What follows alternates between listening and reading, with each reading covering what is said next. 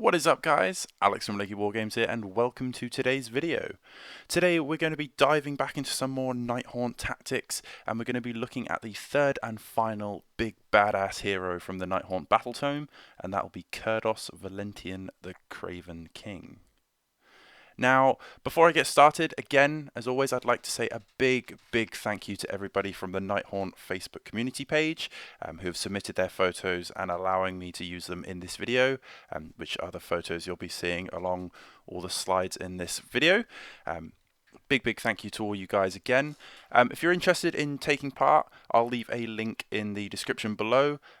All it is, it's just the official sort of Nighthaunt Facebook page, well, unofficial, I suppose it technically is. Facebook page for all Nighthaunt players, or people in Age of Sigmar who are just interested in Nighthaunt, and you can post up sort of list ideas or tactics, and people submit their photos showing off all their amazing hobby goodness. And some of the things I see on that page just blows my mind. It's incredible. So big shout out to everybody over there, and if you're interested and want to see some more Nighthaunt spooky boy goodness, then I'll leave a link in the description below. So cracking on with the tactical goodness, I'm going to lay this video out like I did with the Reikenor the Grimhaler and the Lady O videos, in the sense that we're going to go through some pros and some cons for Mr. Kurdoss, and then we're going to go through some combination plays at the end, so taking all the good and the bad and how we can make the most out of them for him. If you like this video, please do subscribe for more and hit the thumbs up. If you don't like this video, then feel free to leave a thumbs down and then leave a comment. I'd like a comment in the section below, just to let me know what you didn't like so much and what you think I could improve on and that kind of thing, because I always like to try and improve these videos and make them as good as I possibly can for you. And also, if I leave out anything or any tips and tactics that you think that can benefit from this guy, then feel free to leave those down below if I've missed them out. I will also leave a link to the Warscroll for Kurdoss in the description below, so if you want to bring it up and you can see the stats and see the abilities word for word, that will be down there as well. Or if you've got your Nighthaunt battle tome nearby, he'll be on page 74 if you want to pull that out and follow it along. So diving into the tactics themselves, we're going to start off with some pros, the goodness that comes from Kurdoss, and we're going to jump straight in. So pro number one is that he is CP stealing awesomeness, in the form of, at the start of the enemy hero phase, after they receive their command point, you roll a dice, and on a 5+, you steal that command point, so your enemy actually loses it, and you gain another command point.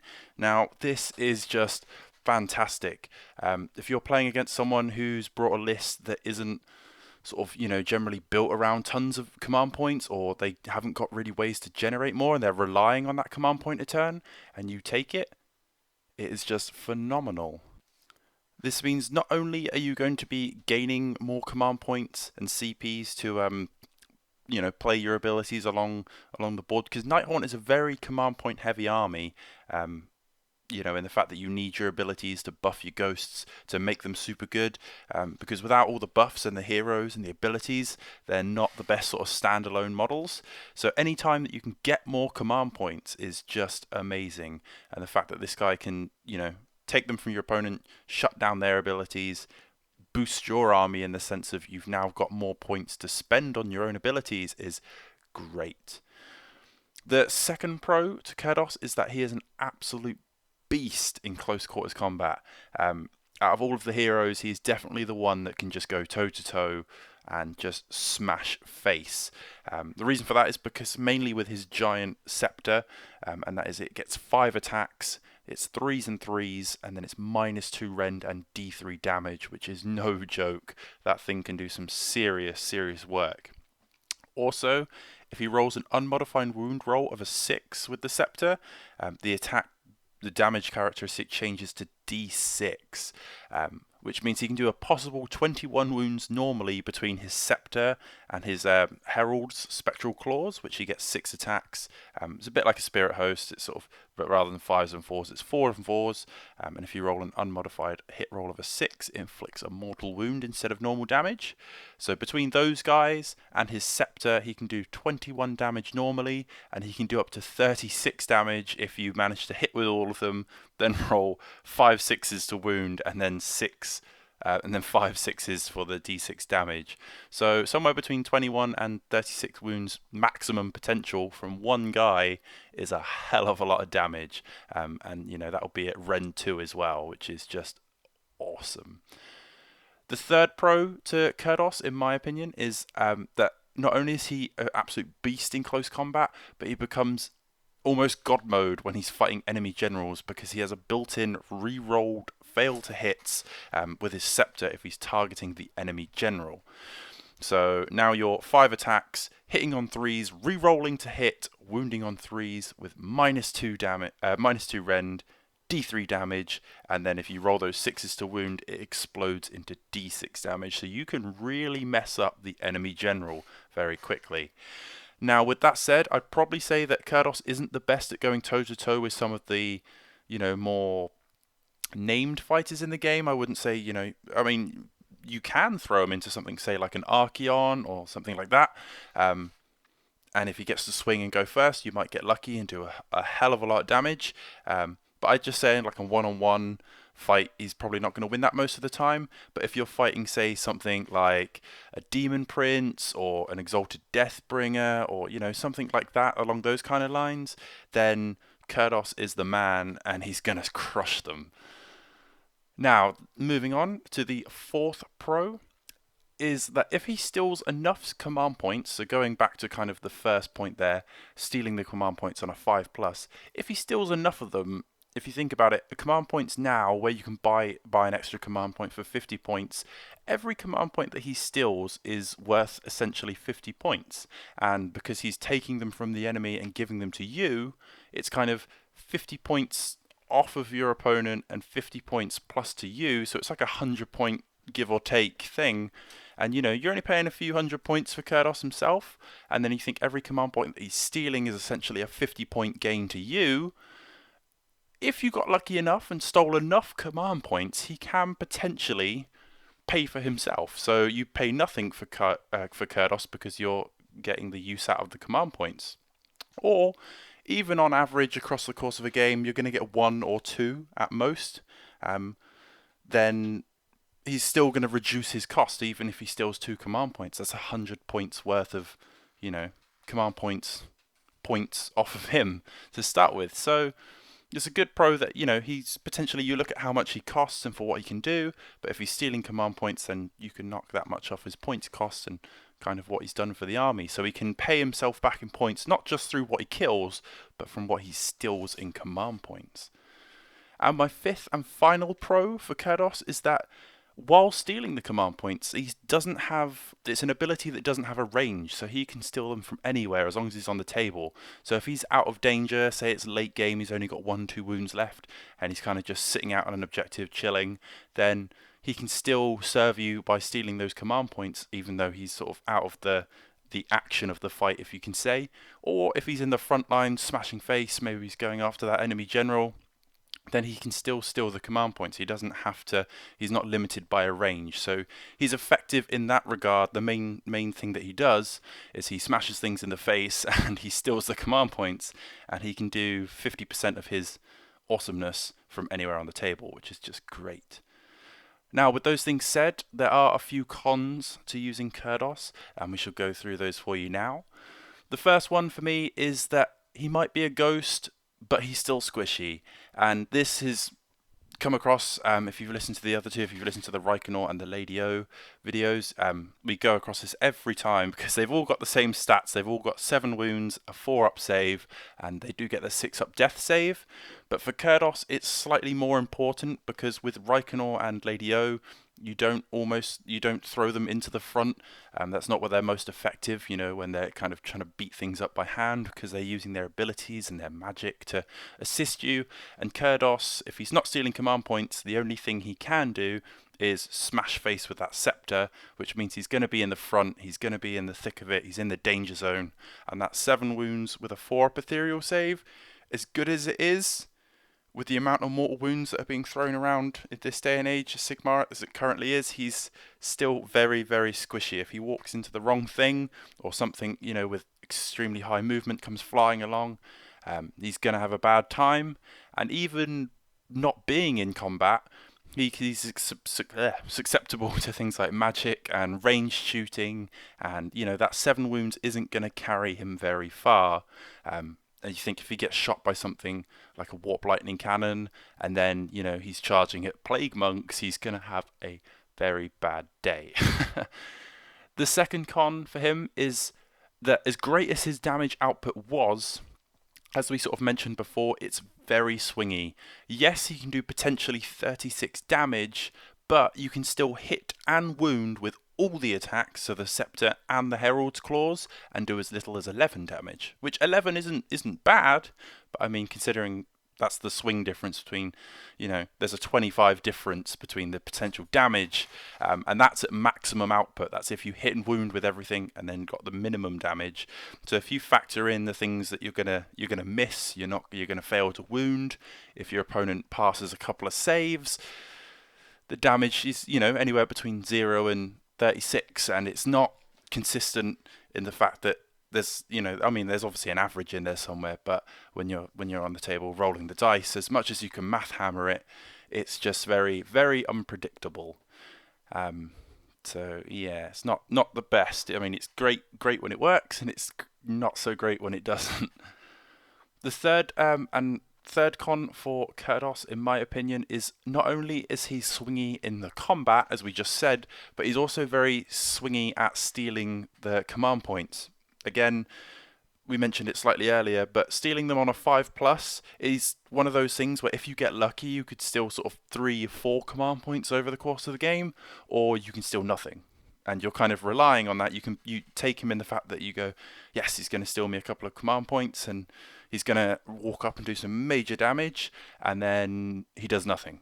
And he doesn't pay for himself. You know, he doesn't steal any of those CPs. He doesn't mess up your opponent's plans, because you just didn't get that 5 up on the single dice when you needed it, and he just kind of feels a bit lackluster in that regard when that happens. But he's the kind of, that swinginess is just very, it's amazing when it all comes together, but on a 5 up with a single dice, it's very, very unpredictable. And the fourth and final con that I have for Kurdoss is that although we said it's kind of a counter to the fact that he can steal command points from anywhere, but he has no ranged abilities, no magic, or any other way to support your units on the table. Things like a Guardian of Souls with the Nightmare Lantern, you know, they're boosting the wound rolls, or you've got Spirit Torments, which makes things reroll to hit.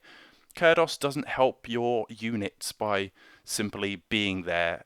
He helps them by stealing the command points, but then you need other heroes with command abilities that can use them to boost the units, but he can't do it himself.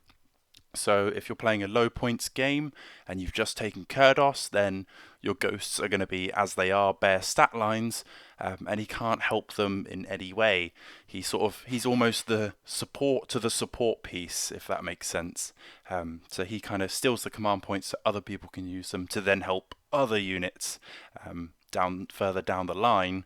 So on his own, he can't help you, you know, get out of dodge. He kind of has to just do his thing, which is smash face with the Scepter and steal command points and hope you've got another use for them. So yeah, so there's the basic pros and cons that I have for Kurdoss, and now we're going to go into some combo plays. So first up for the combinations, I've got 2 of them here for you guys. The first one is a more serious take, I suppose, and it's one that you see probably more often than not when there's a Kurdoss on the table, and the other one is fun, not the most competitive. It's certainly effective, But yeah, I wouldn't say it's a very competitive choice. So the first one is the command point farming, or CP farming. And for this, the first step, you'll need to take a Kurdoss Valentian and another hero with the Aether Quartz brooch. And what that does, the Aether Quartz brooch allows you to, every time you spend a command point, you roll a dice, and on a 5+, you immediately get that command point refunded. So for example, if you spent 3 command points in that turn, and you rolled every time you roll a dice, or every time you spent one and you rolled a 5+, you'd get your 3 command points back. So not only would you have used 3 abilities, but then you get those command points back. And what you're aiming to do is you combine Kurdoss with the Aether Quartz brooch. So he's going to be stealing command points, and then you're going to spend the command point, and then you're going to roll a dice and try and get that command point back. The second step to this is to make it more effective is if you can start the game with sort of 2 to 3 command points. To do this, you want to purchase the extra command point for 50 points, so you can make the most out of it. So you've got 1, and then if realistically you're taking any battalions that would fit into your army, you don't want to take battalions for battalion's sake, but every time you take a battalion, you're going to get an additional command point, and the more you've got to start with, then the more chance you've got of getting them refunded through the brooch. And then when you're stealing them using Kurdoss, you're going to be adding that on top. So yeah, so we've got step 1, Kurdoss Valentian and another hero with the brooch for stealing and refunding points. Step 2 is you want to try and start the game with 2 to 3 points if possible, and don't forget you'll be generating a command point on your first turn. So if you've brought 1, you take a battalion, and then when you get to your turn 1, you're going to have 3. So that's one way you can do that.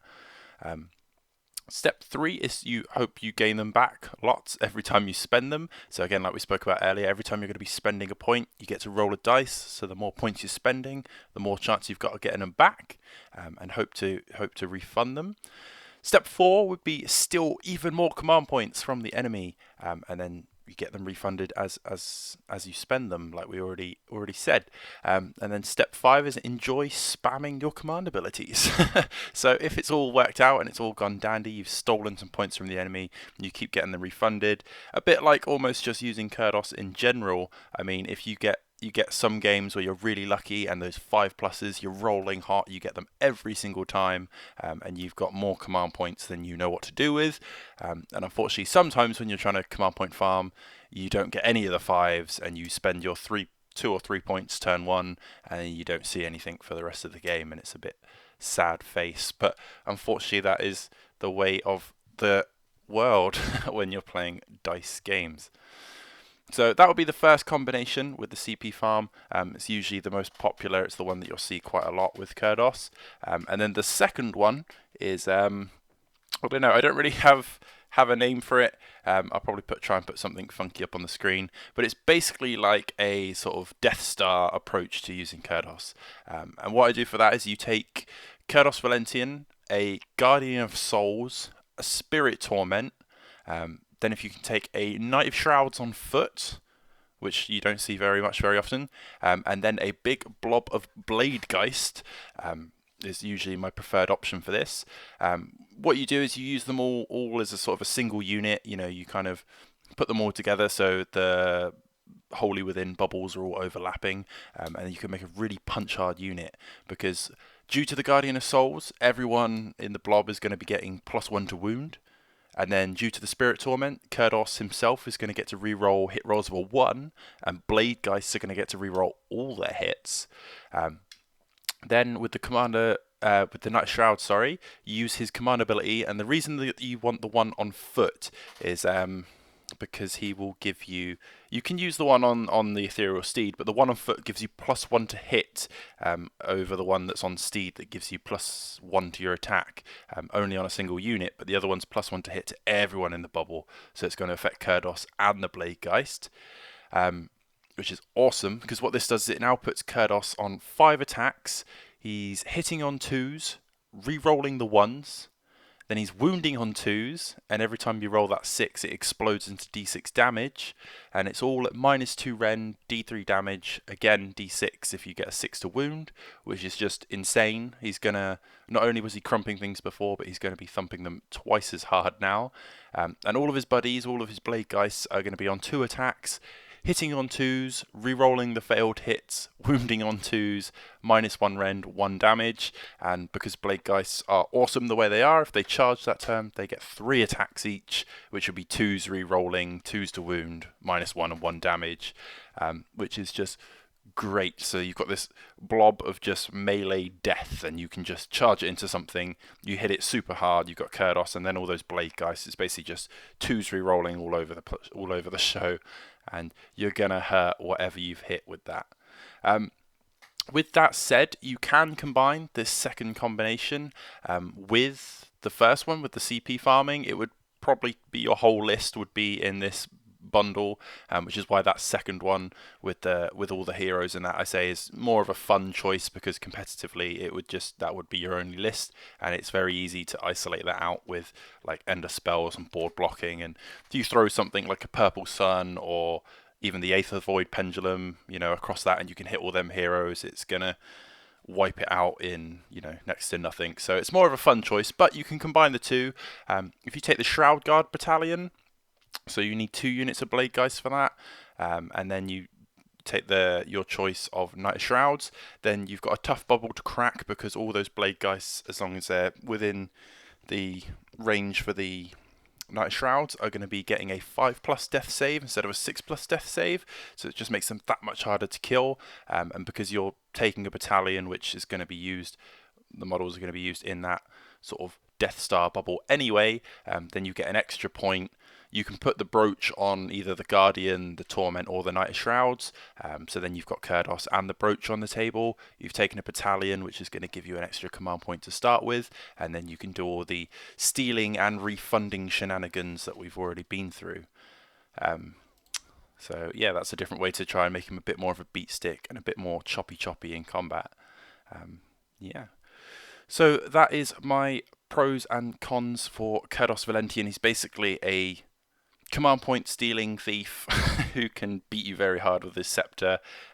He's a bit swingy. I say a bit swingy. He's very swingy, and he's kind of that like one-trick pony.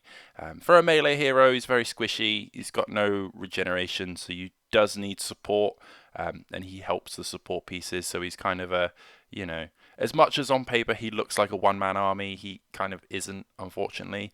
But he is amazing, fantastic model. It can be very thematic, and it's just, he's very fun to use, very fun. I definitely would recommend taking him. If you've got the model, try him out. And yeah, let me know how you get on. If there's any other ideas, any other ways you like to run your Kurdoss, please let us know down below. And yeah, big thank you for watching. I'll see you all guys soon.